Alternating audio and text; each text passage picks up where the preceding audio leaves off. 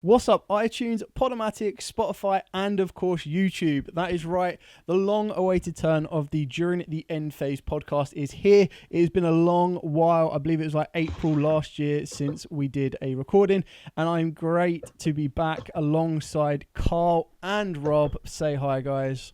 Hola.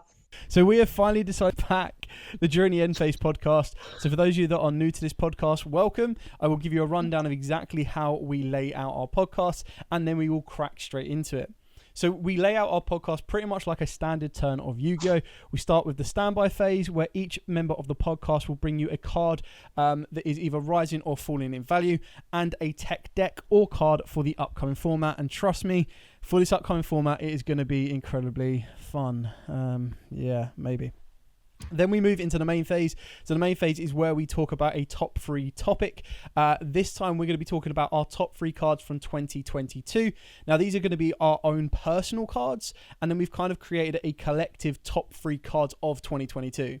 Now believe it or not, I looked all the way back. The first set to come out of the year was like Synchro Storm because it was delayed. So yeah, that's how far back we're going. And then obviously the most recent ones, you know, Mama, Bysteals, Kashtiras, yay. Then we move into the battle phase. So this is where all of the juicy detail goes down, and we are going to discuss one deck every episode. This week is going to be, or this episode is going to be about Kashtiras, the deck that is going to go from quite like Spirals, playable, casual, anti-meta to full-on meta, possibly even tier 0, especially with the most recent ban list.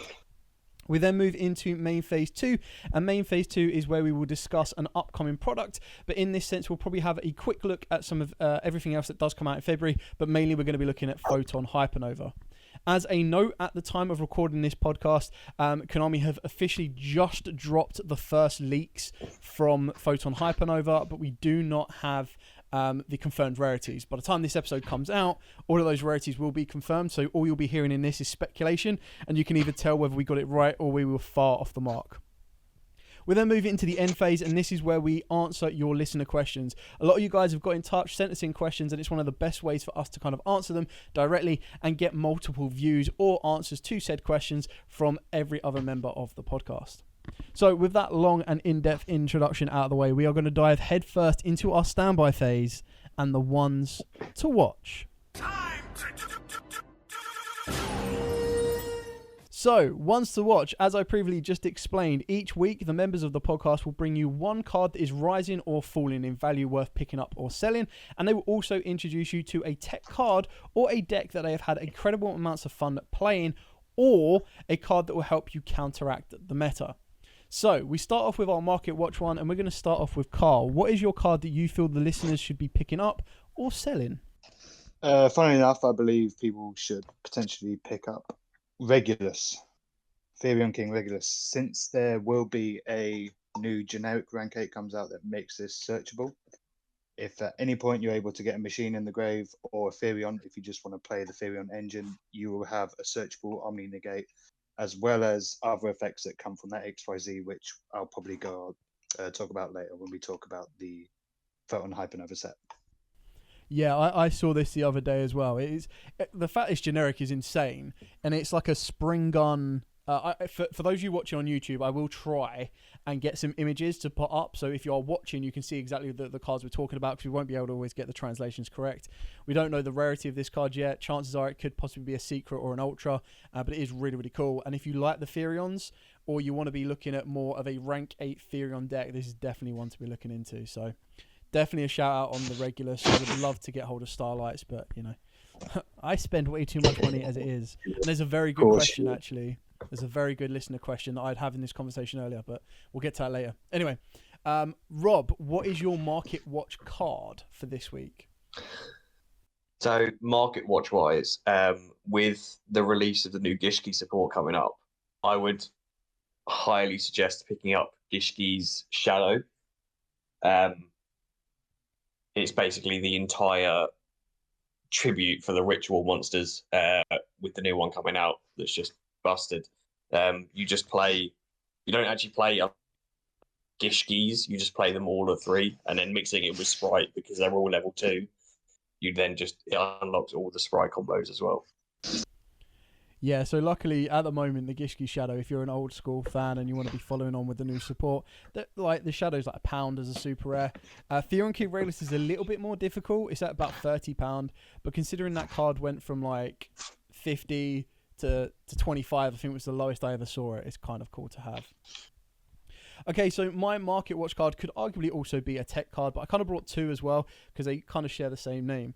So my tech card or cards is a Book of Eclipse or Book of Lunar Eclipse. Now, for those of you that don't know what they are quick play spell cards, basically like Book of Moon.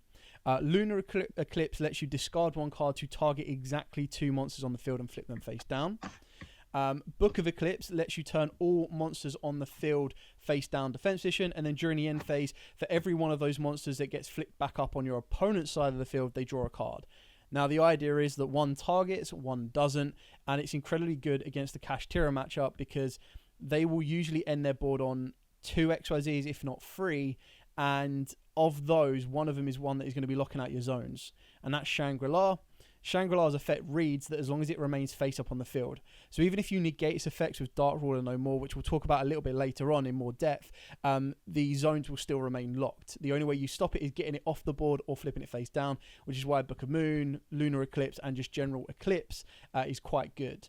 That being said, it's also a very good tech card for everything else in the format as well, apart from a link spam or a link heavy deck.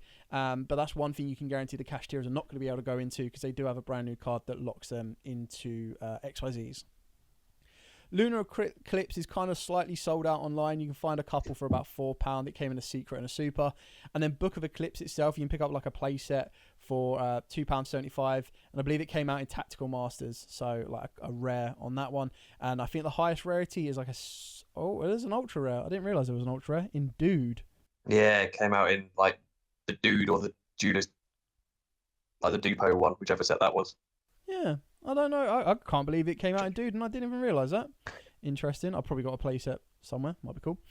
Cool. So that's our Market Watch cards. So Fear and King Regulus, Gishki Shadow, and Book of Eclipse or Book of Lunar Eclipse. Let's move on to our tech cards or deck. So Carl, what is your tech deck or card for this upcoming format? Okay, so it's basically 2 cards for a reason that's coming in the new format. Mind Control and or Tactical Talents, the old one. Simply because if you play those alongside having your own copy of a Rise Heart in your extra deck, you can, going against Kashtira, you will take their Shangri-La that has 2 materials. Therefore, by the time when you slap your A Rise Heart on top, it's a 3 material live A Rise Heart of your own.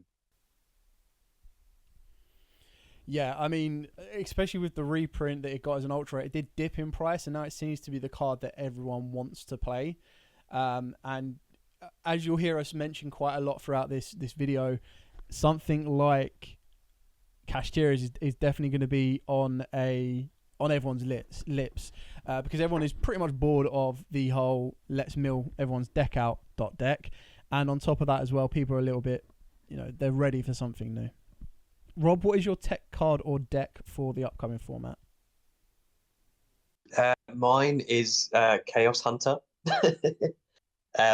Basically, it's a counter to Kashtira because obviously it stops your opponent from banishing cards. So it will shut down most of their decks unless they have a way to deal with it.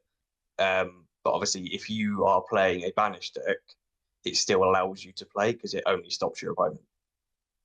So in the mirror match, it's pretty decent because you can still continue to play, but your opponent can't. Yeah, for sure. It's definitely a deck that I feel has more utility in something that is that can utilize it in more ways. So what I mean by that is if you're playing something at Lure, or I'm pretty sure it's a level 7, right? Yeah. So it could, in theory, also work in Kashtiras because you play Sacred Sword of 7, but it stops both players banishing or just one? I can't. Just your opponent. So it says your opponent cannot banish cards. Yeah, so even then, that's another reason to arguably definitely have it in the sideboard.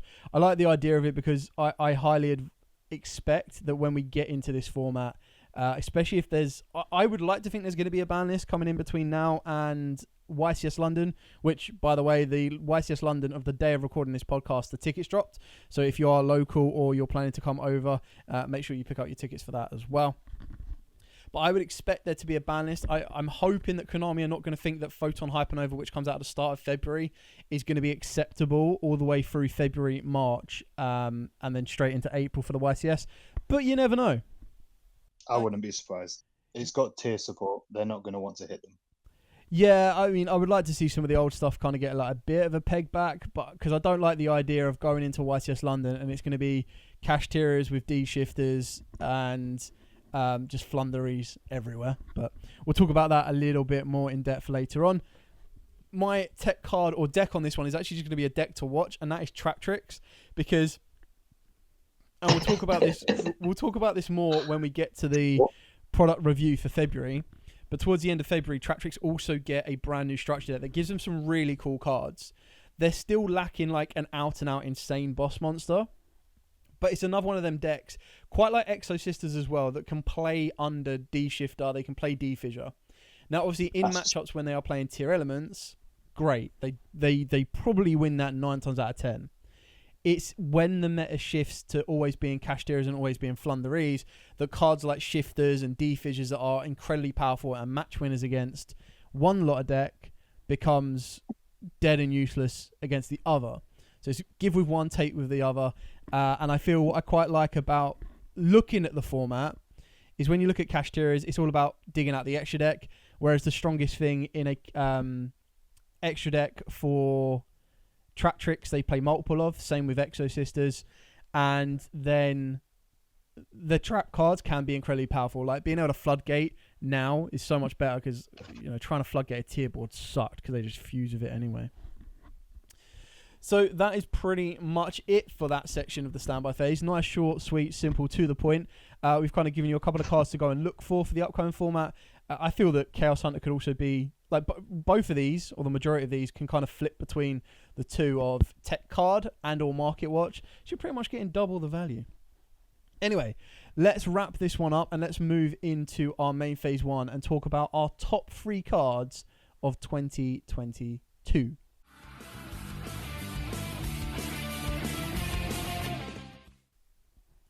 So 2022 was a crazy year. It was the first time back to big events post-COVID. So YCS technically a Euros. I don't think it was officially a Euros. It was like a championship kind of thing. No World, sadly. But we did get introduced to a heck of a lot of cards and a heck of a lot of sets. Now, just to kind of take everyone's minds back, I'm just going to list off some of the sets that came out in 2022. And my God, there was loads. These are not including like the reprint sets of Mama, Megatins, everything like that. So you started off with the Synchro Storm set, which introduced us to Baron the Floor. And we'll talk about her a little bit later on. We also got Battle of Chaos, which provided with Dark Magician support. Grand Creators, which introduced us to Exo Sisters and also the Adventure package. So what was £200 for an engine, now £120, is also something you could be looking into buying. We also got Dimension Force, which introduced us to Therions. Tactical Masters, which introduced us to Runics. God, we hated that one. Runics, Labyrinths, and of course the Valiants. And then we got into Power of the Elements. Now, Power of the Elements was probably one of the best and biggest sets we've had for a long, long time, until Darkwind Blast came around the corner. So in Power of the Elements, it introduced us to Sprites, which was a major pain in the backside, and of course, Tier Elements. Moving into Darkwind Blast, it produced the first wave of support for the Kashtiras and Bystials, as if we needed more insane cards that are hand traps as well, and just kept on supporting other stuff. We also saw some structure decks of the year. So the first structure deck of the year was the branded deck. I know, it came out in 2022. What the heck? And we also got introduced to the Dark World structure deck as well, which for me is more of a personal favourite. So let's start with Rob this time. What is the first card on your top 3 cards from 2022? So mine, from a personal note, has got to be Kashtira, Fenrir specifically. It was quite funny how like I got into wanting to play them. I was literally at work. Carl rang me and started blabbing about this deck. And obviously, when it was first released, it was called like Kashtira or whatever the OCG name was. And then he started describing the cards. I was like, oh, this is really cool. I might pick these up. And then when you start playtesting them, it's just so much fun. Like even in wave 1, and then when we get the new support in literally just over 2 weeks, it just gets so much better. But Fenrir, on like a specific note, it's just generic. Obviously, you see people are splashing it in everything because it's similar to like a new Pankratops. It's just an instant spot removal, and it searches itself. So even if they get rid of one, you've just got another one for next turn. So it's never gone. It's pretty much continuous and annoying. I think that's like the best two ways to describe it. It's continuous and annoying as hell. It definitely is. And yeah, I think as soon as it dropped, I was like, this card's an ultra rare. Like, it shouldn't be as expensive as it is. And I obviously underestimated how much people were going to splash the living crud out of this card. Every single deck, I'm guilty of it because it's just a free summon that is a free interruption. And like you said, it searches itself. So it deck fins for you and it sets up so that if your opponent clears your board, you go, Fenrir, and you just keep on going. So, yeah, couldn't agree more. And like the price point on them is mental as well. So like when they first dropped, and Tier 0, for example, had an entire Kashtira core, 3 of everything at £120, you were at one point looking at £200 just for a playset of Fenrirs. So it was just mental. There you go, Tier 0, free promotion. Thank you very much. Well, they do sponsor our channel, so. And now for our time, like every time you watch a YouTube video, it's like, okay, and now to talk about. I've never known people that skip that, so they know exactly where it is as well, and they go, cool, okay, skip 2 minutes in front of it. It's like if you just need to plug something, just a quick little infomercial. Anyway, cool. So Fenrir on the first one, very creative. Let's move on to your one card. It doesn't need to be an exact order. You can go 3 to 1 if you want to. Explain it as you see. But what is your first best card of 2022 for you personally? Not just the game in general. We'll talk about that later on. But for you, what was the best card that you saw? Yeah, the moment you say for you personally, you know exactly what's going to be said. It's going to be the second and third wave of X-Sisters. I will name them. It's Martha, Magnifica, and Returnia. These cards made the deck so competitive, and I've seen in recent light that it's not just competitive against tier. Yes, I mean, it does better against tier than it does most. That's the reason I picked it up.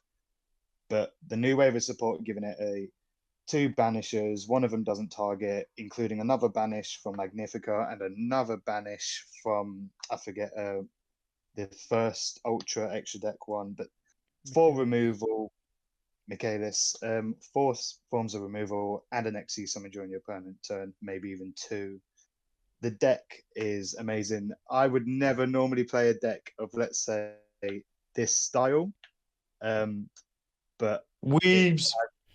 Yeah, quite weeby. But I've really enjoyed playing it, and the play style, the control deck that can OTK.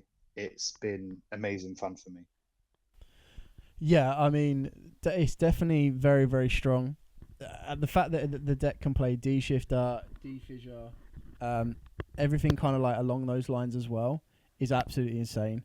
It's very, very powerful, and it can also, like Carl was saying, Martha. The only downside of Martha is that it locks you into Exosisters, but then I want to think that if it didn't lock you into Exosisters, it'd be insane. It would be insane if it didn't. Yeah, it would just be way too wild. So it kind of gave it the right clause. And then Magnifica, the fact that it can tag out, it has 2 quick effects, is just absolutely insane and is very, very good. So, yeah, I can't wait to see where that kind of goes and how that kind of transitions. So it'll be very interesting to kind of see from there. Excellent. Okay, so my first card that is one of my favorites from 2022. And I like I said, I tried to focus on my personal favorites. So personal favorite for me was Destiny Hero Denier. And the reason I chose Denier, I was going to choose something like Furion King Regulus, which I think is also a really good card. But the reason I went with Denier is the pure fact that the card itself is just mental.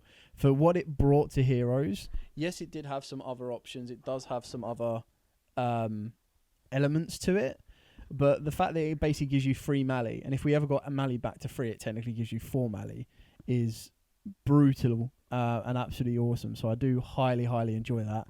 And it's definitely one of my favourites that came out. And it was only a super, so very easy to get. Rob, what is your second card from 2022? Obviously, another personal favourite, and the deck I was playing before Kashtira is Sword Soul. And it's the Sword Soul Sinister Sovereign, so the newest level 10 synchro. I won't attempt to pronounce the last name because I'll butcher it and offend a shitload of people. Do it. No.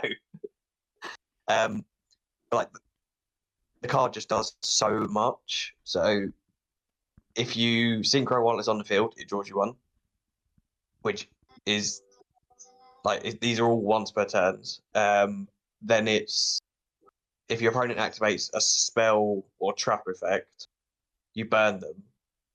Yeah, I agree. I think it's a really good card. The fact that it was a very good out to Mystic Mind as well. So rest in peace, Mystic Mind. Thankfully, has ended that kind of loop de loop.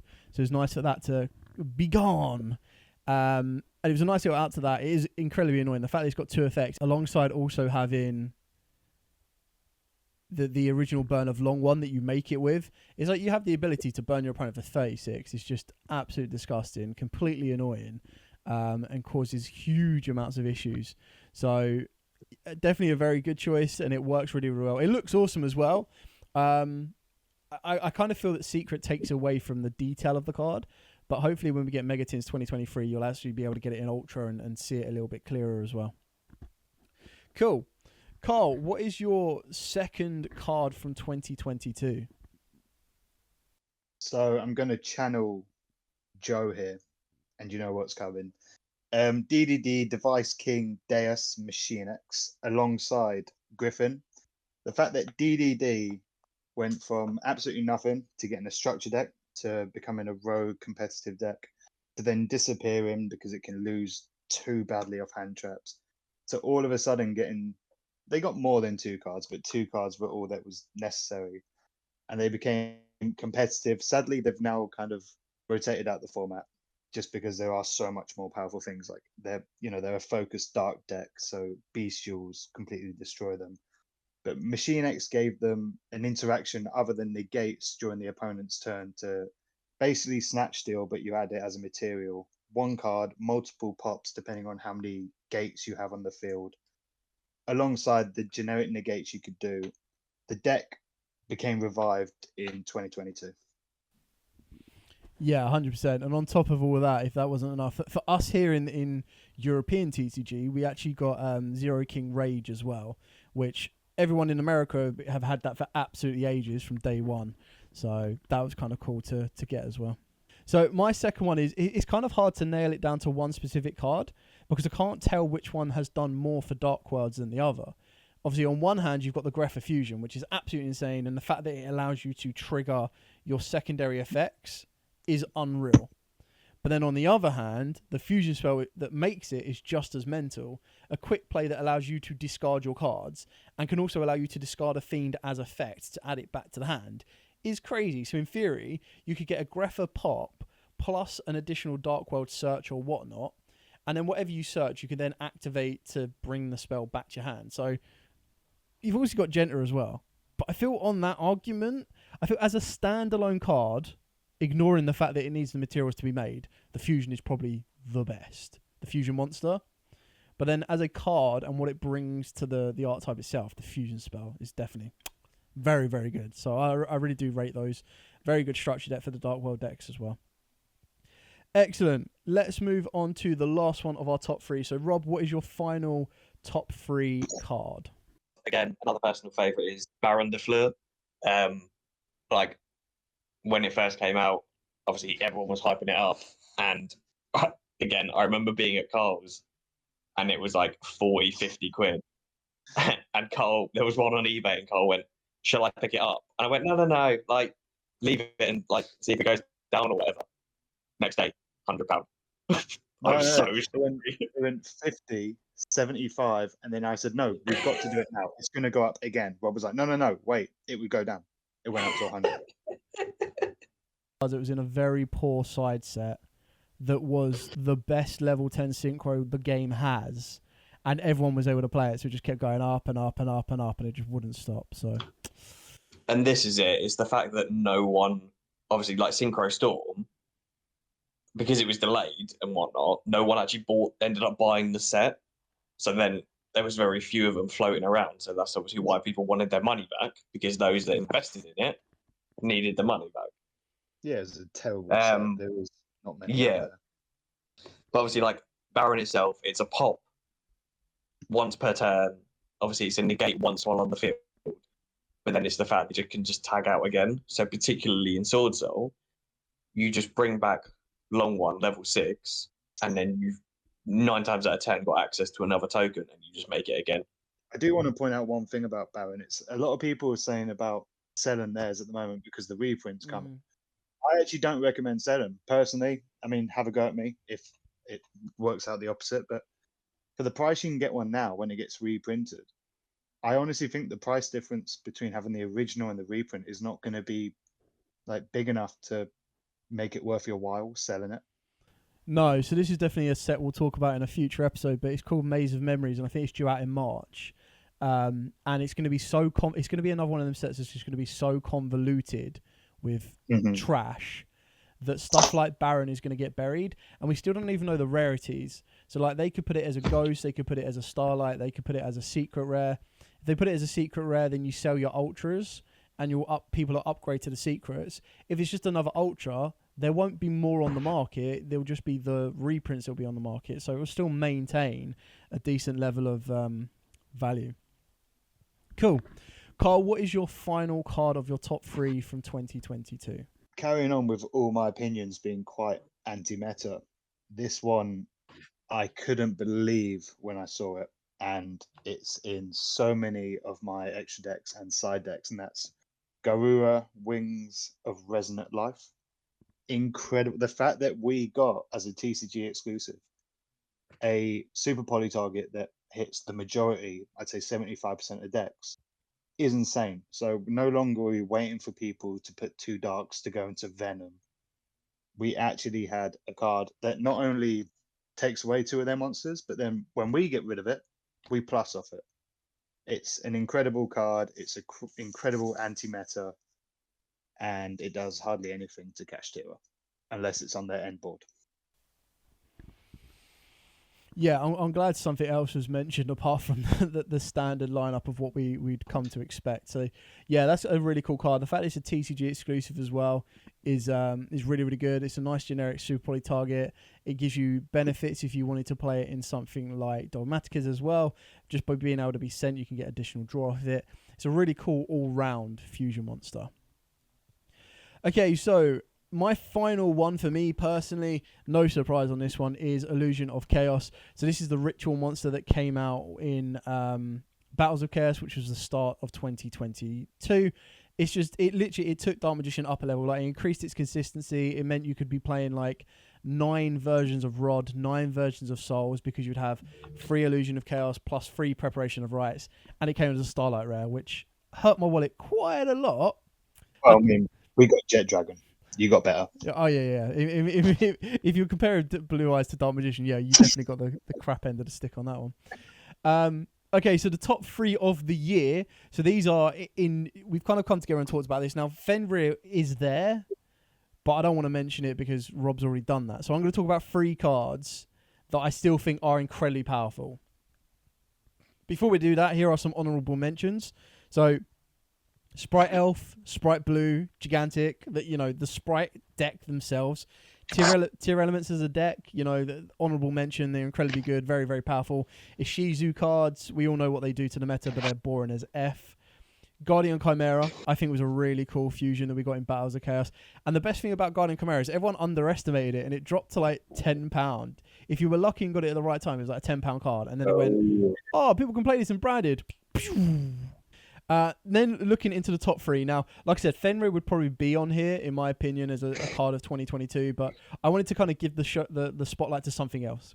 So we're going to start at 3, and the reason I'm going to start at 3 and then work my way up. So we're going to work with Rite of Armoricia. Now, obviously, Rite of Armoricia is not a single card. It works with the whole adventure package as well. But the reason this is on here is I still feel that the engine is incredibly powerful. Yes, it does take away the ability of a normal summon effect, but there were so many decks that could utilize this and work around this in the forms of being able to normal summon a monster, get rid of it, bring it back. Its effect is now live. It gave you a free negate, so any deck that was like, oh, I'm so going to get battered by Nibiru or anything else like that, this did the work for it. It was a card that made you adapt your playstyle, like people started putting in Ghost Ogres for it, Drells and Lockbirds came back into the format, everything like that. Now, obviously, controversial, some people might be like, well, Fenrir is definitely in there, like I said, it probably is, but I still feel that Rite of Armoricia is just such a good card all round.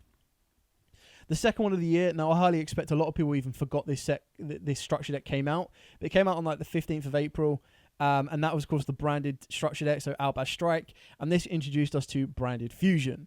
So Branded Fusion, in my opinion, is one of the best cards of 2022. It was a fusion spell that did exactly what it said on the tin. Everyone that people were asking for was like, oh, we need a Shadow Fusion that is more generic. Well, here you get Branded Fusion. Now, Branded Fusion lets you send the materials from the deck. Yes, it does restrict you to basically sending only one, or light or dark. But the fact it then unlocks your options for Lubellians and Albions that could then get you any level 8 fusion monster you wanted with the right materials in the graveyard. On top of that, it also brought us Mirror Jade. It's a card that is going to get utilized in everything. People have argued that it should be banned. I think they're crazy. But it's just such a powerful card because it has the right drawback. Locking you into fusions, it gives you a direct weak spot. It means that your deck can only focus around one extra deck summoning mechanic. And if your opponent finds the right out to block it or anything like that, they can do and will cause you a lot of issues. The number one card of 2022 was the Bysteals. Now, again, I know it's not just a single card, but I'm going to single out Bysteel Magnamute because that is the card that gets everything going. This is a card that, again, people slept on release. They thought, oh, it's a super rare. It's going to be absolutely everywhere. You can pick it up for however much you want to, like £5 here and there. And then, obviously, it's rocketed to £15, £20 a card because it's just such a core card for the element. And I feel that they're going to dip out. In this upcoming meta, I expect the Bysteals to dip out a little bit. Because if it does become everyone is playing Shifter, Flunder, Kashtira deck, Kashtiras and Flunders do not play Lights and Darks apart from the Shifter. So are you really going to try and Bysteel that one Shifter, which at that point of Bysteel in that one Shifter, you're already going to be negging if your deck is Lights and Dark based to play or main deck the Bysteals anyway. It just doesn't seem like it's going to benefit you much. So I would expect them to dip during that format unless something drastic happens that makes them even more relevant. But I feel that they will dip in this format and then come back. And I highly expect they'll probably come back once we get reprints in the Megatins. And I'd expect them to be upgraded from Supers to Secrets and then become like £30 a copy as well. Anyway, that was our main phase. We're now going to move on to our battle phase, and we're going to talk about one of the most hyped decks around, and that is Kashtiras.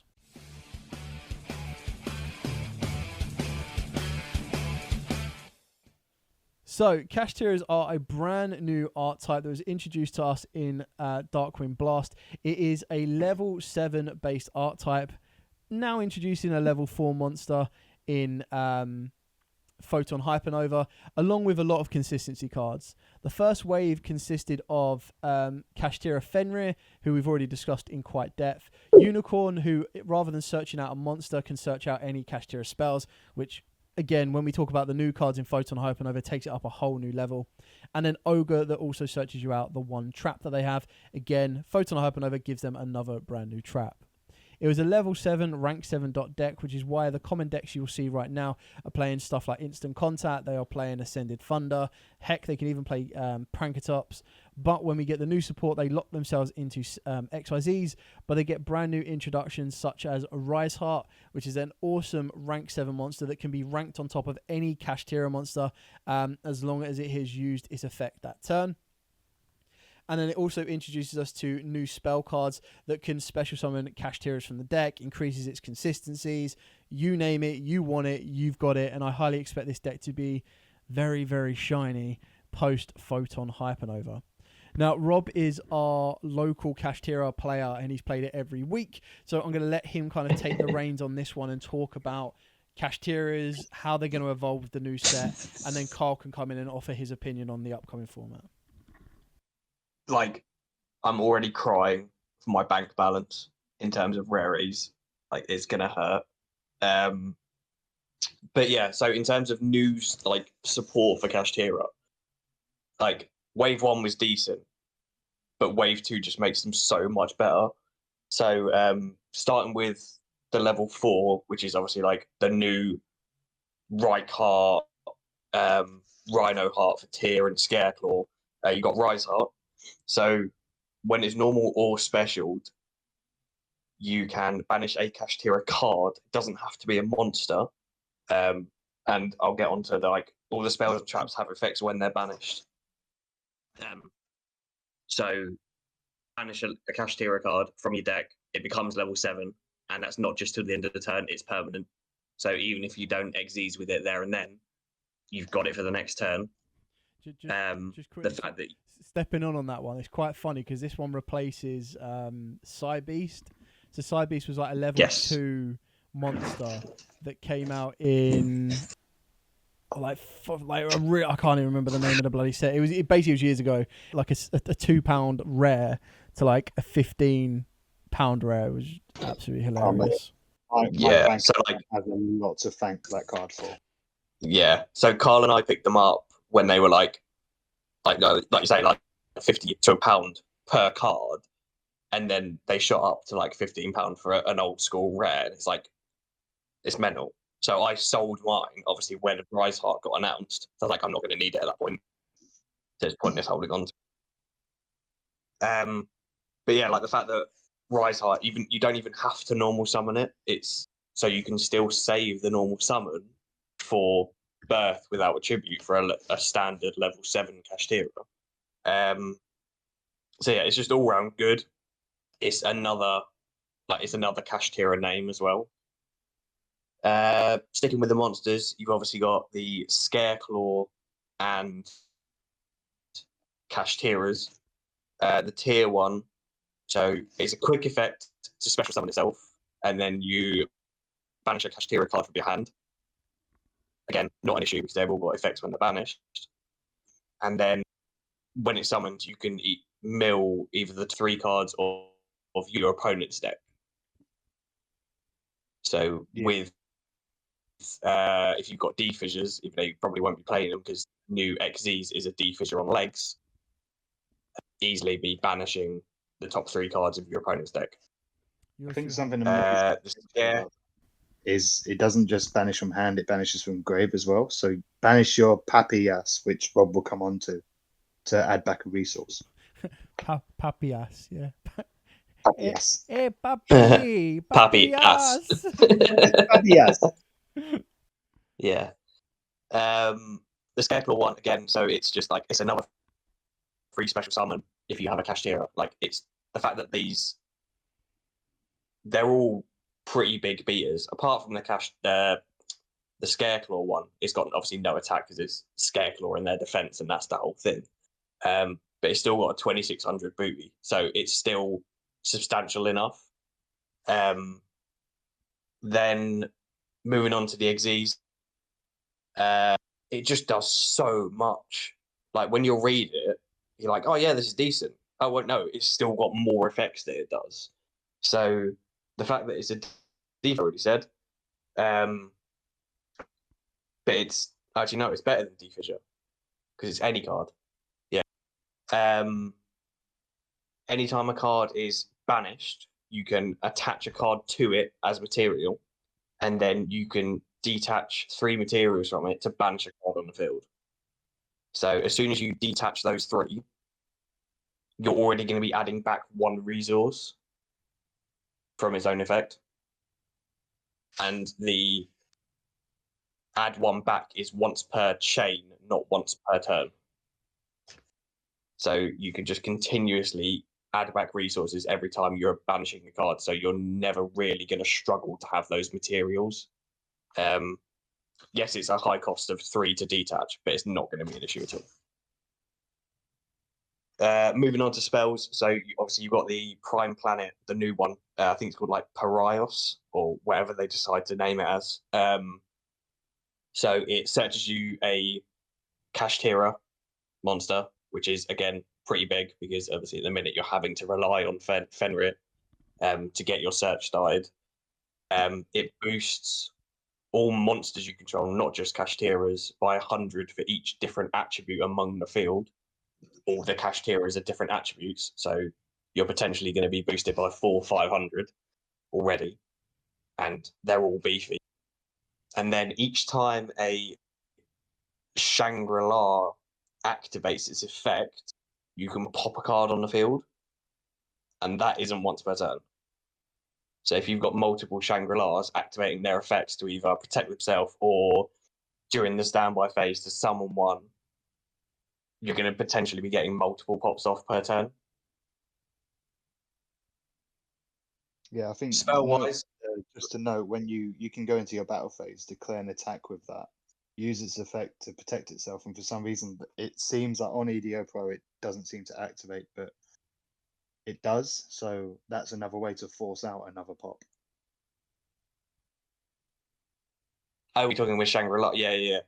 Yeah, so it's another way to force the field spell to trigger again, is by going battle phase with Shangri-La. Obviously, particularly if you've got like a problem monster that you need to get rid of before you can continue your plays, which is good. So with spells, so like we've already mentioned it, Papias, or whatever they decide to name it, is the new special summon from deck. So you target a Kashtira you control, special summon one from deck with a different attribute. Again, not a problem because they're all different. And then when it is banished, you can add back a card from your banished or grave Kashtira to your hand. There's another quick play spell, which at the minute is called Overlap. It's a bit iffy. It might be a one-off. So you target monster on the field, banish one monster with 50. So basically, you banish Rise Heart because it's 1500 attack, 2100 defense from the field, hand, or grave. And if you do, the targeted monster gains the 1500. Then, if this card is banished and you control a Kashtira, you target an effect monster your opponent controls, negates effects till the end of the turn. So it's probably a searchable one-off. And again, with a Rise Heart, Papias, you're going to continuously be adding back those resources. So playing a one-off isn't an issue. Moving on to the trap. So the main big trap is Big Bang, which is basically a searchable evenly, even though it's technically slightly better, because it makes both you and your opponent go down to one card, not just the same number of cards. And again, when it's banished, you can target an Xyz Kashtira you control. You return one material from it to your hand, and then you can special summon that same card. So again, it's just continuous resource management, and especially if you're detaching from a Rise Heart, the Xyz, then you are just gonna add it back again. Yeah, it's mental. On that closing note, Carl, what are your thoughts? Yeah, deck is stupidly good, but I would not in the slightest bit say unfair. I believe I'm 100% going to be building it, and I'm 100% going to be testing it. It's fair. Unlike Tier, this deck is fair. Like, everyone's kicking off about how big a deal it is, but it can lose so easily to one button cards, like evenly match Nib. It would completely lose the deck. The deck doesn't have its own negate. This is why the people are picking up the Brave engine at the moment. However, the deck is incredible, and it's showing how power crept the game is getting. Like, the resource management between, I'll say it again, Papias and Big Bang and a Rise Heart is insane. Like, you can either continuously keep allowing yourself to have it evenly every turn. I'm not going to be able to call it a Rise Heart, because every time you say it, I think of Keenan and Peele. A Rise Heart. Is there an AA Rise Hard in here? God damn it! It's a Rise Hard. You either get a continuous evenly every turn, or continuously giving yourself a level 7 every single turn. Which, of course, if it's Fenrir, you search every turn. If it's Unicorn, you search every turn. This is why I think the new spot's amazing, but we cannot take away from Fenrir and Unicorn, along with a Rise Heart, is the reason why the deck is good. Like the fact that they're not like, they're not just, oh, when this card is summoned, you can. They are every single turn, keep adding a card, keep adding a card. It's so difficult to try and do the joke because you want to say like free age. You want to go a Rise Hard, a Rise Hard. Oh god, yeah. That the deck is awesome. The fact that what makes it even worse is they actually look really good as well. Like Rise Heart, the artwork is just absolutely stunning, and it's all part of the what's the name of the level 6? Visas Starfrost. Starfrost. Yeah, it's all part of the Visa Starfrost lore, which is really cool because that spreads over Scareclaw's tier elements, as you know, you can kind of understand why they get specific type of monsters like that. Because you've got, I'm trying to remember what the Rise Hearts are. So you've got Rise Heart for Kashtiras. It's You got Reich Heart, which is Scareclaw, and then Rhino Heart, which is Tier. Yeah, so you got Tri Heart. It's Scareclaw as well, ain't it? I thought you said Tri. Yeah, that's obviously then the extra. Yeah, Tri Hard. The extra deck versions, which is and Kaleido Heart. Yeah, so like it's really cool how it all interlaps and overlays and everything like that. I definitely, if you were to say to me, look, the first hypes from February, since the set drops for February, everyone's going to be hyping Kashtiras, but then people are going to realise it's not that great, and it's going to go back into its whole little hole of a consistent and very powerful anti-meta deck. I'll be all over it. The fact of the matter is, it's not going to be that. It is actually going to be a meta deck. It's going to be annoying as heck, because we had a leaked image a while ago that kind of showed some of the images, rarities, and I think it looked like out of 5 cards, and this was even missing the field spell, it was like 2 secret and the XYZ. It was like 2 secrets and 3 ultras, and I was just like, oh, bruh. This is going to rip the crap out of any wallet. Oh no, that was fake. That was proven a fake image. They were proxies printed out for like a private tournament. Like a private tournament. Only those that can create their own cards are allowed to play. Yes. Yeah. Like it's literally like everyone there had to play with proxies. Yeah, I said this to Carl. I was like, the photos looked like Bigfoot photos. Like they were so blurry and out of focus, and like super close up and weird angles. It was just like, that's weird. And then when you start dissecting it, there was no set numbers. Like, some of the rarities looked weird. And obviously, like, it doesn't I mean, match, like, the previous rarities of, like, the right half extra deck versions and the field spells. At the end of the day, it was a potato quality, which they usually always expect too much from it. Okay, cool. So we're going to start wrapping this up because we're going to move into our main phase 2, and talk about upcoming sets for basically February and product for February. But it's still really kind of cool. I feel the deck is going to be incredibly powerful. It's one of the ones where if you haven't already picked up Fenrir's, you're probably not going to bother. I expect all these cards to be very expensive, so whatever you pull, if you don't care about them, you can trade them off, swap them for whatever you do want, and kind of go from there. So now let's move into our main phase 2, and we are going to look at upcoming sets and products for the month of February 2023.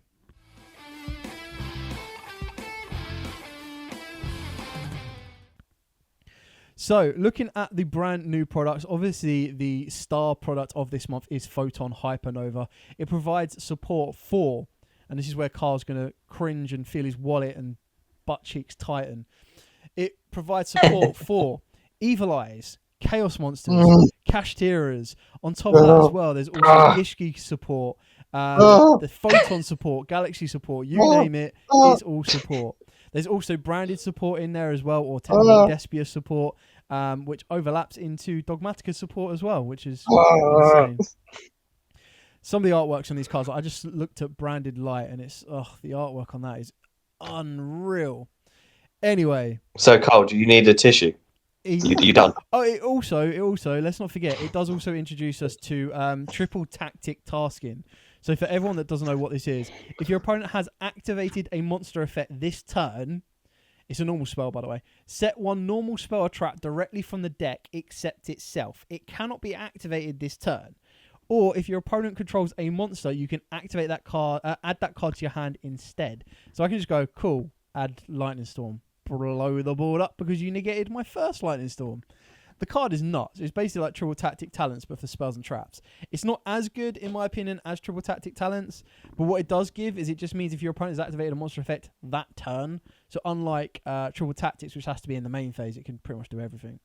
So this is going to be the generic spell card. This is going to be your 40, 50-pound card on release, and then everyone will settle down a little bit on it. We've already talked about the Kashtiras that are in here. There's a lot of... There's a new generator boss, which looks amazing as well. So generators, it's literally Carl set dot set. Carl set dot set. So yeah, there's some really cool new supports in this Photon Hypernova. I'll circle back round to this because this is going to be our core topic. There is also the brand new OTS, which if the leaks are true, it's Rhino Heart, Kashtira Unicorn, and Sprite Elf, which are going to get ultimate rare upgrades. You'd then expect stuff like Sprite Orange and Carrot to get upgrades into supers, Havnis to be a super, Merly to be a super, stuff like that. We also, like I said, at the end of the month, we'll also get the Trap Trick Structure deck as well, which I'm personally looking forward to, and go from there. So, Photon Hypernova, I've already given you the brief bullet points on this. Chaos support, damn, so many good new stuff to kind of chase on that. Kashtiras, generators. There's even a giant, perfect great insect, which is a fusion monster. There is support for Abyss actors. There is, with both an Abyss script and a new Link 2 monster and a new Pension monster. There's even a new Hide in Sea. Don't know how good it will actually be, but it's on there. There's a new Dogmatica or Despia spell card, so it's called Dogmatatrix, which is a continuous spell card. So there's just a lot of general all-round good support. The new Dogmatica Ritual, I suppose is the right word of putting it. There's a new Sword Soul, which is a main deck level 8 monster. So there's just so much. Boo, it's not good. It's not good. But it's just the fact that there's Spring Gun support. This set is basically okay, every archetype we've done for the lore of Albaz is going to get 2 cards support at least, and then everything else builds on top of that. So apart from Carl, I'll leave Carl till last because he's probably going to be, he's counting his money as he goes. Rob, actually, I don't even need to really go to you, Rob, either, do I? Because you're just going to be Kashtira stuff. Yeah, I want that. So I'll actually let Carl go on. I'll let you take the reins on this one, and you can kind of go over that for us. Carl has left the building because he's gone to go sell himself. Nope. I'm in danger. I am in so much danger. This set is incredible, and I couldn't be so happy and upset at the same time. Me personally, so here goes the list. It's Evil Eyes, Gishki, Generator, Branded, Galaxy, and of course Kashtira. I am in so much trouble. Generator gets amazing support to be able to make them more consistent and actually be able to do something during your opponent's turn and react rather than, if I lose my field spell, I lose my field spell. And they recently got back Metaverse to free, which, granted it's a trap and it's slow, but it's all the deck is its field spell access. Galaxy have got some amazing support coming in Emperor. So it's Photon Emperor, Galaxy Summoner, Galaxy 100 is the continuous spell, and then 2 amazing Xyz monster. You got Galaxy Photon Dragon and number C62. The OTK potential of that deck is insane. Let them go second. If they have access to a droplet and one of their 1 card to 2 1.5 card combos, you're not going to survive the term. And again, going first, they're consistently building. I think it's 3 negates and a bounce, which is, again, for that deck, incredible. I wouldn't underestimate it. You've got Branded are getting the Bestial Bold Drake, which is interaction during your opponent's turn, other than, I forget what the other Bestial was called. It's removal during your opponent's turn. They've also got a fusion monster. that requires the Cartesia, which allows Branded to send a dragon that's level 6 or higher from their extra deck or main deck to the grave. This is amazing in the sense that it is an extender where, believe it or not, Branded did need an extender. They've got the Lindworm, which is their negate of an extra deck monster, and I believe it's reoccurring. That deck is going to be good, but coming the set after, it'll be even better. You got Evil Eye, which me and Dale were fans of when it first came out, but we both had to put it down because it can't really keep up with the level. It's still going to be kind of like that, but it's again more consistent. Now you got Evil Eye Resurrection, which allows them to get cards to the graveyard, send them for cost so they can get into their rank 2 and potentially rank 3 very easily. And funny enough, other than Kashtira, which we've spoken enough about, I'm more excited for the Gishki support. I have bought the sprite stuff so that I can build it in the meta way, which I'm very disappointed in myself for doing, but the Gishki engine in Sprite is ridiculous. So you're ending on pretty close to the typical Sprite board, but on top of that, you're adding in the new ritual. Oh, I would absolutely butcher the name. So as Rob did, I will not even attempt this. But it gives you a monster negate and it returns to your hand. And with other cards that are in the archetype, you basically can repeat this 3 times. So that alone, and it's not a hard once per turn. It's a soft once per turn. So that's accessible 3 times, along with the other negates that you have naturally from the Sprite engine. Very consistent negating first turn boards. As well as Gishki Grim, which is getting you access to all of your Gishkis from your from your main deck, sorry, and again isn't once per turn. So you just bring it back with Elf, get another card for free. Aqua Mirror, which is your searcher, and I believe during the end phase, you can banish this card from your graveyard. You can set an Aqua Mirror spell or trap from the deck or graveyard, so even one that you've already used. Which you can use it to set one of the old traps that allows you to use the ritual again, therefore giving you the 3 negates off it rather than 2 if you don't want to run the trap. And finally, for the Gishki is Ice Mirror, which allows you to tribute your opponent's cards for cost. So to get your monster out, you tribute it off. So you've got a little bit of board removal going second in there. This set is going to hurt me big time. I will set up a GoFundMe. I'm ruined. Thank you very much, Konami.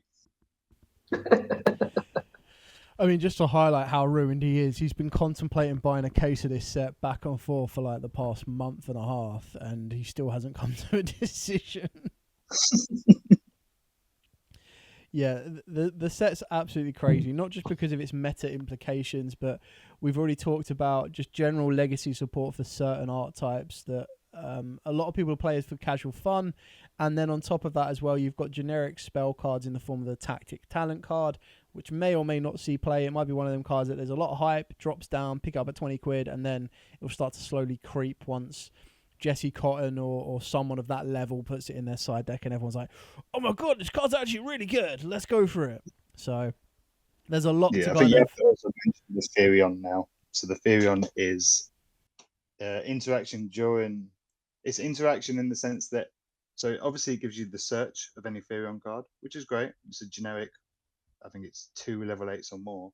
But on top of that, as soon it says when a card is detached from an XYZ, it doesn't mention itself. So it could be even on your, I believe it's even if your opponent detaches, you can bounce a card.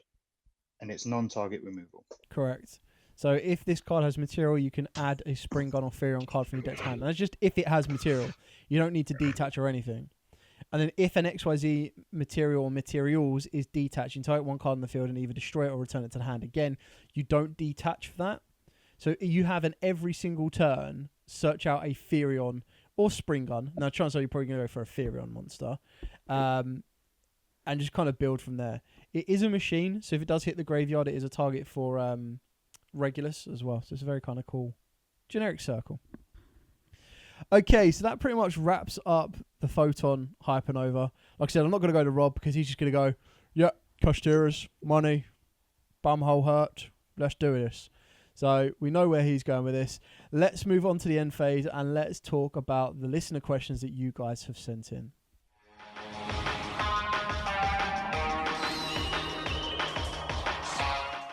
Okay, so we've come to the end of the podcast. We are now going to be doing our listener questions. This is the time of the podcast where we answer any questions you guys have sent in to us and kind of go in as much depth as possible.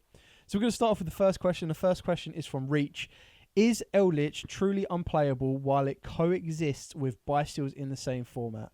Now, before I pass this over to Carl and Rob to answer, because both of them have played the deck as well, I'm just going to say in general, any light or dark deck right now that needs a monster in the graveyard or has a monster in the graveyard or revives a specific monster from the graveyard, I wouldn't say is unplayable, but is very, very difficult. And what makes Eldritch the worst of all of that is the fact that it revolves around one light monster. If Eldritch the Golden Orb was a different attribute, the deck would be being played right now. I guarantee it. The fact that it is light, it probably does mean it is unplayable while it coexists with Bystials. So let's pass it over to Carl on that one. Is basically Eldritch unplayable in a Bystial format? If you're taking this to a regional level, I'm sorry, yes. If you're taking it to a local level, no, not at all. You will have to, so if you know the locals is going to have the bestial cards, you will have to be so prepared for them. In the sense of, I'm not sure which one it is. Is it Soul Drain? It's not Skill Drain, the one that stops. So I'd say if you really wanted to play the deck, you'd have to play that card so that card effects cannot be activated in the hand. I understand your pain. I was really getting into Drytron. And, you know, I can't play Drytron. I wouldn't attempt to play Drytron, but I would never say it's unplayable. You've got to like fixate yourself on what's beating you and find a way to beat them. And on top of that, you got to win the dice roll, man. Just win the dice roll, bro. It's so easy to do. Just win the dice roll. Just roll that out. Roll that out, man. Roll the out, bro. Win the dice roll, draw the out. Yeah, I mean that's the true issue, isn't it? Really, like unless you activate, it's not Soul Drain that you want. You'll need to play Mind Drain. Mind Drain, yeah, that's because that's the one that stops the card effects in the hand. So yeah, it does. It makes it incredibly difficult because the idea is that you want to get Eldritch off the board, you want to bring him back, you want to loop him around, you want to do everything you need to, and the Bystials just say nope. So yeah, very, very sad on that one. Or just play cards that make it so cards cannot be banished. Obviously, that's going to harm you because your traps need to be banished to recycle, but you win some, you lose some. Okay, so this one from Argoron, the creator, originally Zane Truesdale, is, in our honest opinion, how do we feel with the current meta? And if you had to choose what cards to hit in the upcoming ban list, what cards will you hit to make the current meta decks more tier 1 or roguish? Now, I'm just saying this now, and I'll probably speak for all of us here. We have, since the tier Yugioh format's come out, I have not played. I think I've played whenever that came out, which I think was like November. Played a couple of locals. I've faced against it like once or twice, and I luckily we've had a gentleman's agreement that at local environment, not many people, unless they're new to the area, will be playing that deck. But this format sucks. It sucks so bad. 3D shit, and Konami's answer was, here, we'll just give you free D-Fissure. It's like, okay, cool. So what you want me to do is you want me to play Flunderees, and Flunderees are boring as heck. No, it's that thing. Like you're talking about tier Yugioh. I haven't played against it because obviously, like you say, a lot of people haven't been bringing it to our locals. So the honest answer is I don't know what the issue is because I haven't played against it. So I don't really know what to hit. Sure. You don't hit anything. You just drop Shifter. You just hope you've got Shifter. You just stack Shifter and pass. Okay, cool. Yeah. So this is our last question. I think this question is actually really, really good because I had this conversation with Rob the other day. What do you think will be the reason you ultimately end up quitting the game? This is from Andrew Smith. For him, he fears he'll just eventually be priced out of the game as life goes on. It's a very deep question because it's very deep. I had this conversation the other day, and I was like, I remember back in the day when booster packs were £3. That was it, just £3. And then when they went on sale, they were like £2.50 a pack. Now, I know places that are selling booster packs for £4.50, £4 a booster pack. It does seem very expensive, and I was saying to the guys the other day as well, I have found myself buying less and less boxes because the prices are just too expensive. Yes, the single cards are expensive, but if you want to compete and play at the high level, you get them. If you're a fan favorite of the deck, you will get them. It just depends on how much money you're willing to kind of spend out. I mean, we've already talked about how much we expect Kashtiras to be. I feel that it would be, for me to end up quitting the game, it would be a combination of cost and enjoyment. At the moment, we don't have the enjoyment. I think the format is really bad. You need to go to like a local environment where where people are not playing, like Gentleman's Agreements, exactly that, where people are not playing the Tirishizus, they're not playing the Flunder decks. It's like, we just want to play casual fun. And if everyone agrees to playing casual fun, everyone will do that. And then if you want to play high competitive, you go to a specific locals for that. I think that kind of opens up the door for other people to play as well. Like, at the end of the day, very, very sad story actually, but we had a kid that played locals, and he would be at locals every week. So passionate, he would be at every single locals. And literally one day he ended up facing his first round was against Sprites, and this was at Swap Frog was back in, Ronin Toad in the whole 9 yards, and he just didn't get to play. And the other matchup he faced was Runic Mystic Mine, and he went to the owner at the end of the day and he said, look, I'm gonna have to drop this. Like, I can't play. I didn't even get a chance to play. Now I get that's what the meta's like, but he went to not a casual environment, but he went to a more laid back environment. He got unlucky because he faced those 2 decks, but it was just, it's horrible. No one wants to sit there for 10 minutes, and even in the Sprite match, it was probably more than that, because it was like 15 minutes of that player playing with himself, building this board, and then goes, Toad, Elf bring it back, Toad, Smashes. It's like, cool, that's fun and interactive. I know we don't have Mystic Mine, and I know we don't have that issue now, but like I wanted to say to the owner like a couple of weeks ago, I was like, oh, can you give him a call or give him a message and say, come back? The format's changed. But then I went, hang on a minute. He's just going to sit down and play a Suzu tier, and then he's going to get decked out. And it's just like, what's the point? It's just not fun in that element. And it kind of makes more places branch out and say, okay, let's do a mini ban list. Let's change this up. And it always then becomes unfair to other elements. But it basically comes back to read the room. So yeah, I feel it would be a mixture of, if price is still... They've pretty much priced me out of boxes and products at the moment. Like, to me, I have bigger priorities now than buying. I can't spend £4.50 on a pack. Like, it stopped me playing other games. When I saw other games were charging £5 a pack, I was like, oh, I'd really like to get into that, but £5 for like 10 cards, you just can't do it anymore. And the values of cards are dropping down. Yes, some of the singles are getting more expensive because less people are buying them. They're more, the sets are more expensive, more exclusive, everything like that. But I was saying this the other day. Why spend £650 to £700 on a case of cards that won't guarantee to get you everything you want, when you could just go, you know what, I just want these cards and it will cost me £300 and I get everything I want. The only thing you lose is the enjoyment of opening up packs and the possibility of getting a Starlight. And even then, if the Starlights aren't great, they're not going to fetch you your money back. It's a very, very vicious circle, in my opinion. I'll let Rob or Carl kind of jump in on that one now. I mean, I think you just voiced everything. Like you said, we had this discussion the other day, and it's very much that point. Like, I was pretty much like a week or two, and I'm pretty sure Carl will agree, of being done with Yu-Gi-Oh! And then like Sword Soul came out. Like, I was like genuinely like done with the game and would like probably still go to locals, but like not in any form of like going to higher level events. It would be like I'd pop along every now and then.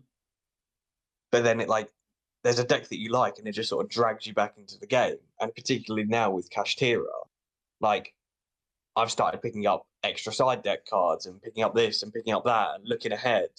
Like, I wasn't doing that a few months ago. Like, I was getting myself out of the game and slowing down a bit because, again, adult life and other stuff going on are more priorities than playing a children's card game. I think a lot of it is a price point. Like you're saying, like people are being priced out of the game because the vendors and the meta players and everyone just hype stuff up, and then the ones that can afford it and live and breathe and like if you cut them open, it's say Yugioh like on their ribs and whatnot. But like real deep, bro. Real those deep. are the people that almost are ruining it to a point for everyone else. It's like when you've got staple cards that are like 70 quid, yes, there's a budget option, but the budget option is never going to be quite as good. Yeah, I think you pretty much said it there when you said it's a children's card game. The irony is no child will be able to play play the game on a competitive level. Like you look at when we go to when you see Dragon Duels and everything, they've always got the kitted out main meta deck, and it's probably because that maybe their older brother have given it to them or lent it to them, or their parents have probably bought it from them.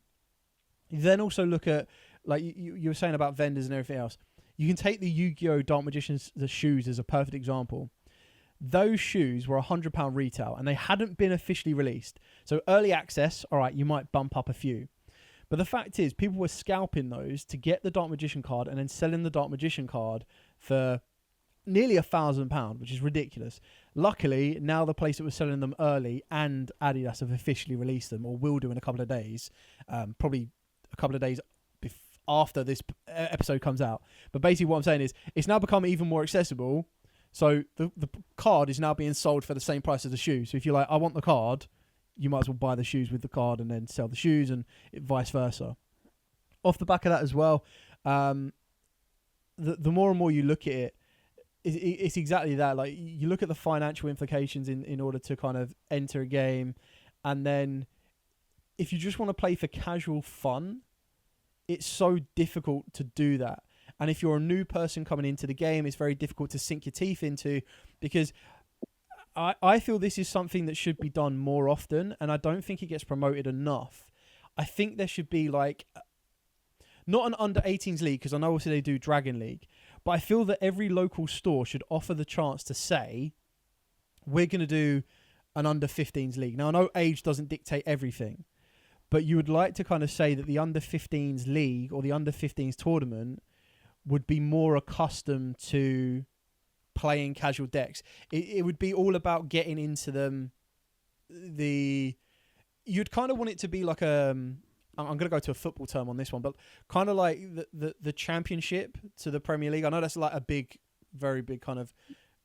But what I'm trying to say is you kind of want to do it as so the kids start off, or even new players. Like heck, maybe you don't even put an age limit to it, but the new players, maybe they get set into this age of, right, okay, well, you play tournaments amongst yourselves, you learn the game, you get used to it, and then when you feel you want to, you can go and try out, like, enter the bigger tournament. And if you feel it's a little bit too much or a little bit overwhelming, you're more than welcome to drop back down. But if you're like dominating the lower league every single week, like you're getting first every single week and nothing's a challenge, then it's probably at that point when you go, look, I think you're way too good for this. You need to go up a little bit. Whether it's actually implementable or not, I don't know. I just feel that something like that, to get new players through the door, you want kids coming from school being able to learn the game. You want fathers bringing their kids down, and you don't like. It always changes when you get kids turn up. The best thing they can do is like, oh yeah, cool, I pulled something amazing from my entry pack.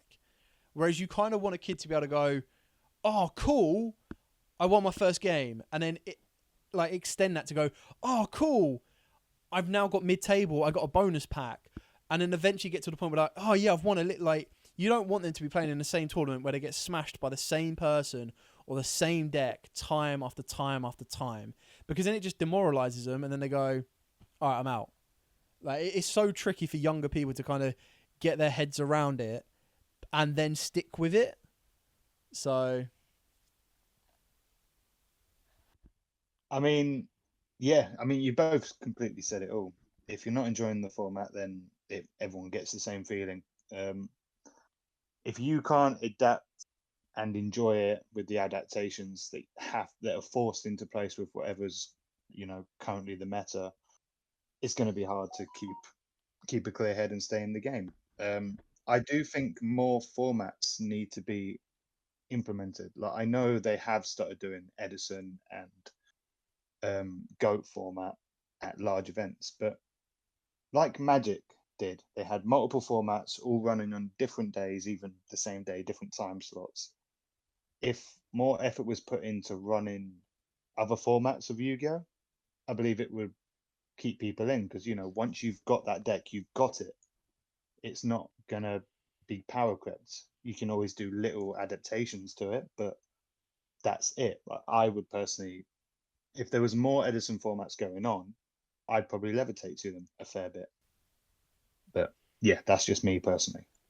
Yeah, I think Konami have kind of got slightly better with that, because some of the reprints they produce are all like reprints for those particular types of formats, which is quite nice. But I agree with you there as well. The issue is that there isn't, same with GOAT, there isn't a big enough local environment or a consistent local environment where everyone wants to play that type of format, or they just don't know it exists or anything like that.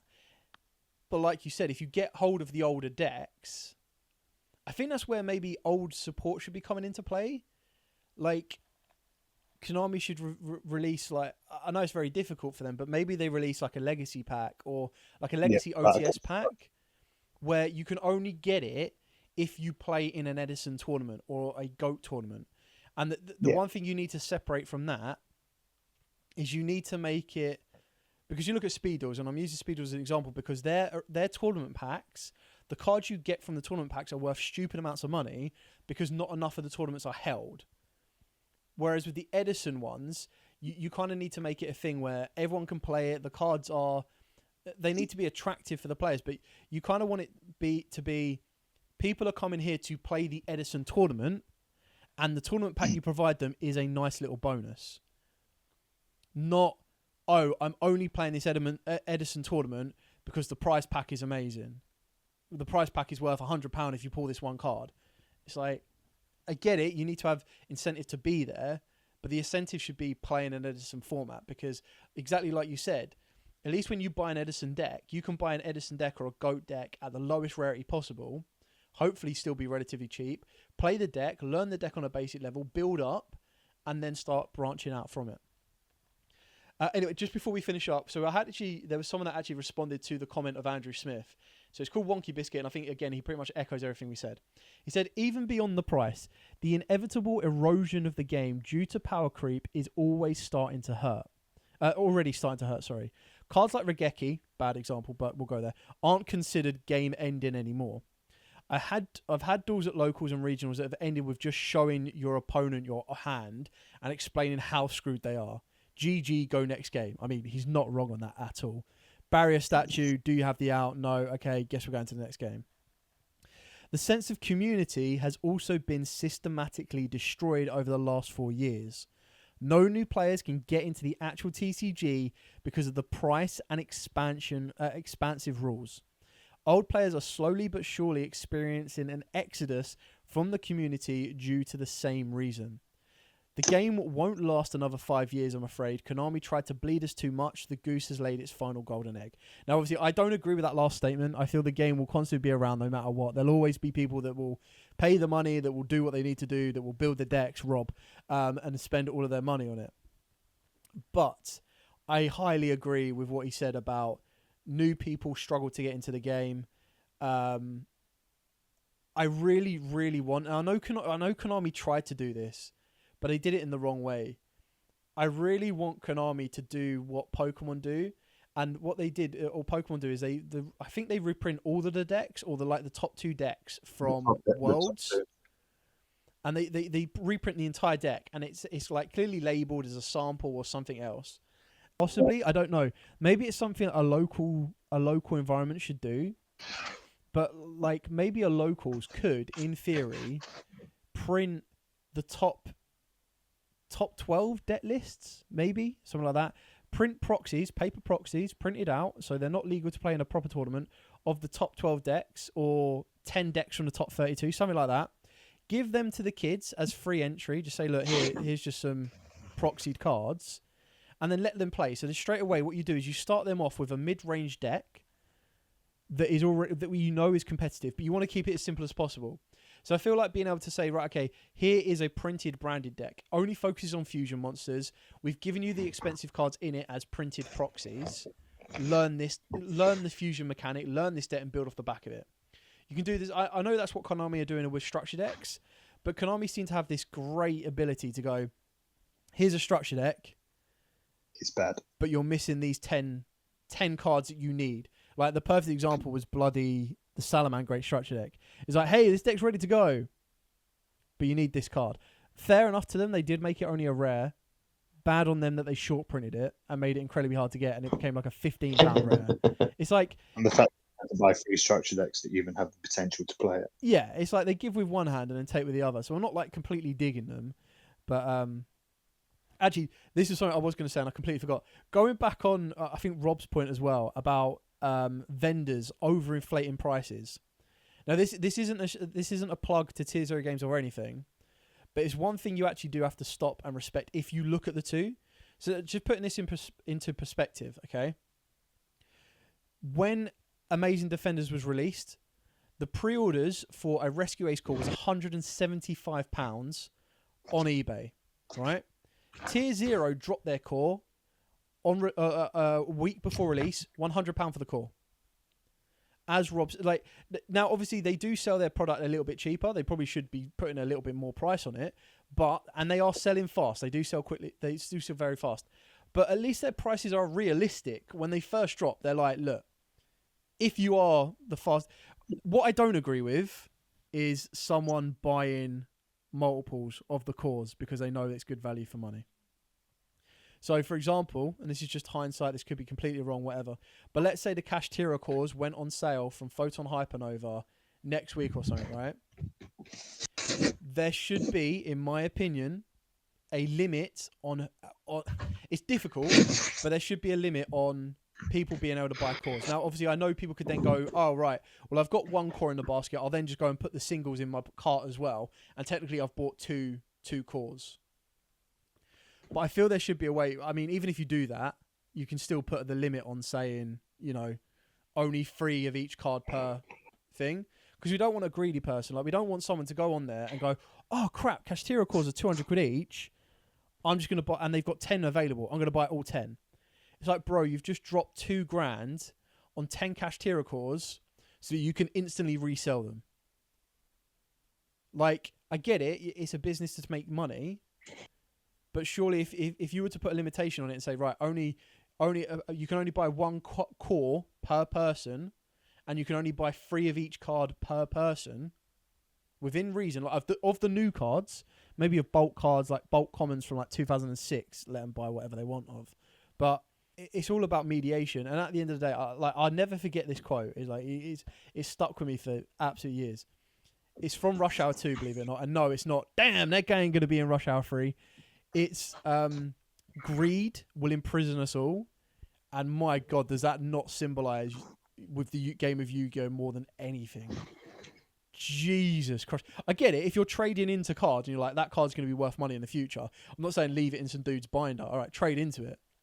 What I'm saying is, if you have the opportunity to buy a product cheaper than it should be, respect that and go, okay, I will buy one for myself. Don't go, I'm going to buy one for myself, I'm going to buy one to sell, and I'm going to buy one to hold on to. That's just greed. Like, I get it. It's a business. You want to make money. But, dude, you're just taking advantage. It's just not... I look down on it quite massively. And a lot of people... The people that buy that amount of stuff, the people that do that and buy all 5 cores, will come back and go, well, that's just because you don't have the money. It's like... Or I'm just a little bit more sensible. But it's also the fact of don't be greedy. People will have to stop their hobbies at some point because it is just so expensive to get in the game. And then if you can't continuously drop like £200 to £300 on a new core every time a set comes out and you want to stay relevant, like Carl was saying, they need to start catering to like specific formats, like do goat, hat, time medicine, whatever. But they need to make it more known and more like people need to have access to it at events. Like they did it at Euros. I think it was the first time I saw it was either Goat or Hat or Time Wizard or whatever. It was one of them. Yeah, but they were actually playing it at a large event. Yeah, it was Edison, and they had done Goat before, but I see what you mean because they only did one tournament that entire weekend, and the other issue with that is if people want to enter it, if there's only 60 spaces and 66 people want to enter, that's 6 people missing out. Surely, a better way of doing it would be, here you go, we're gonna do rather than doing, I'm trying to think of my maths, let's say 80 people, right? Rather than doing one giant 80-man tournament of Edison and 88 people want to play, why don't you do 11 8-people winner mats? Or 8 people, you're all going to get points anyway. And then you just go, okay, well, I finished the first one. I want to go into the second one. I enjoyed Edison. I want to do it again. And I want to do it again. Like, I get it. They might not be as popular, but surely you can just go, you're not going to have a limit on how many winner mats you're going to do. Like the winner mat function at Euros or something like that is literally like, it can go endless because there's no limitation on it. Like rather than then when they do the winner mats continuously, like throughout the weekend, all they need to do is do these other formats and do it on, like you say, an ad hoc basis. But they need to advertise it more. That's the point. Yeah, 100%. 100%. It would be very interesting because if you advertise it in advance, more people will be able to prepare the deck. So if I knew, for example, that there was going to be an Edison winner mat or like an Edison top 8 or single elimination, everything like that, and Goat top 8, you'd probably put them together and be more willing to go and do them. So if Konami was to say, look, we're going to do winner mats, we're going to do 3 different styles of winner mats, traditional, which is what it is, Edison and Goat. All you need to do is fill out this deck list, sign on the top. This one will be a Goat, and say you're going to enter the Goat one. You go, okay, Goat number 1, Edison number 1, traditional number 1. And then you go, okay, and then we're going to do another one. Like, on the face of it, I don't see how that is hard to organise or do. Surely something like that is doable. Like, it doesn't always need to be, oh, cool, we're going to do a giant Edison card, or we're going to do a giant Goat card. Like, it doesn't always need to be that. Surely they can bring it back down to a casual level. And it's like, if you really don't like the format and all of the winner mats that you go and do the traditional tournament in or the matchup in, people are playing like, they're all playing Ishizu tier. At least you can go, you know what, I'm going to go play Edison. I'll be able to get the same same price structure of getting points to then win a mat or save the points for an uncut sheet or something. But I can play it as Edison or I can play it as Goat. And then you can bounce back between the formats. You can refresh yourself. You can go, I really hate this like the current format. I'm going to go play Goat. And you go, oh, actually, Goat's not that fun. I'm going to go to Edison. You go, oh, that's not that fun. Let's go back to the original. Like, you get to try different things out. And I can't see how that wouldn't be a popular option at an event. Anyway, we digress a little bit. Amazing question, Andrew Smith. Thank you so much for that. It was a bit of a downer with kind of the context we've gone, but you can see how we brainstorm and kind of come up with some ideas. If there is anyone from Konami listening, if you're going to steal our idea, give us a little bit of credit.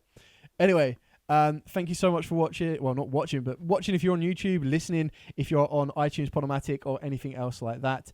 And we kind of go from there. Thank you so much to Rob and Carl for joining us on today's episode. We will try and be back on a monthly basis now. So I'm going to try and release every podcast the last Sunday of every month. So you can then download it, listen it to work on the way to work on a Monday, or you can chill on a Sunday and listen to it that way.